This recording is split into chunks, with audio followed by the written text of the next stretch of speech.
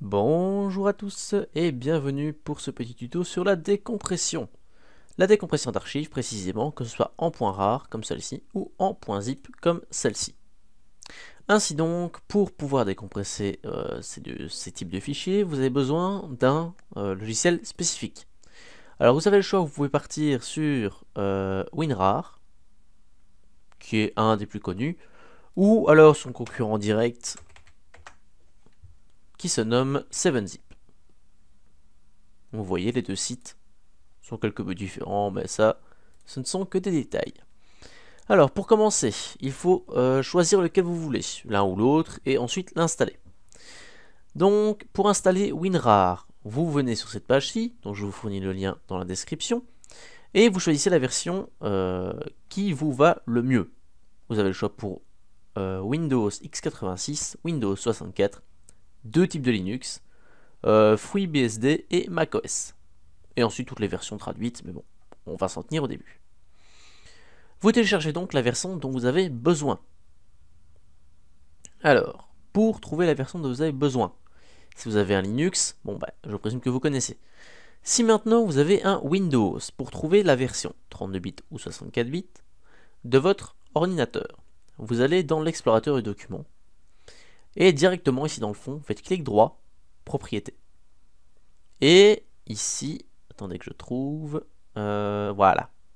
Sur le type du système, ici, il fait marquer le processeur, soit x64, soit x32, ou dans d'autres encore cas, x86, si je ne me trompe pas.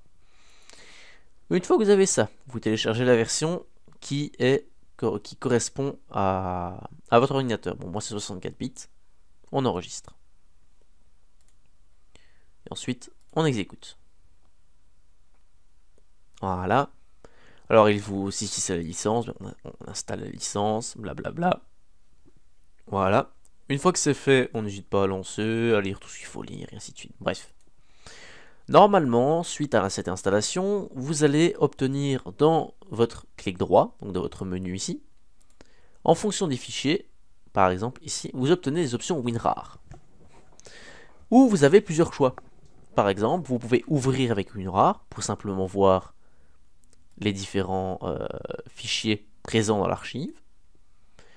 Vous pouvez extraire les fichiers sous une localisation bien précise, que ce soit le bureau ou un périphérique, que ce soit une clé USB ou un disque dur externe, voilà. Ou vous avez extraire ici, qui permet directement d'extraire, hop, voilà, les 4 fichiers qu'il y avait dedans. Ce sont des wallpapers, ce sont des fonds d'écran. Ou encore, au lieu de, comme ici par exemple, j'ai 4 images, au lieu d'extraire les 4 images et les extraire séparément, il peut m'extraire ça vers le dossier test. Ce qui fait que les 4 images seront directement contenues dans un dossier.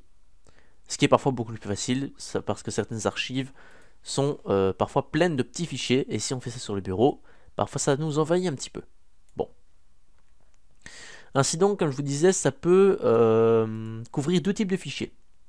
3 au grand maxi, 3 normalement, mais le troisième est très rarement utilisé, c'est le point rare 5. Bref. On a donc le point rare qui est ici, comme je viens de vous montrer, il peut très facilement extraire, voilà, et le point zip qui fonctionne de la même façon. Voilà. Regardez, les 4 images sont ici aussi, tout va bien. Donc il n'y a aucune différence notable entre l'un et l'autre.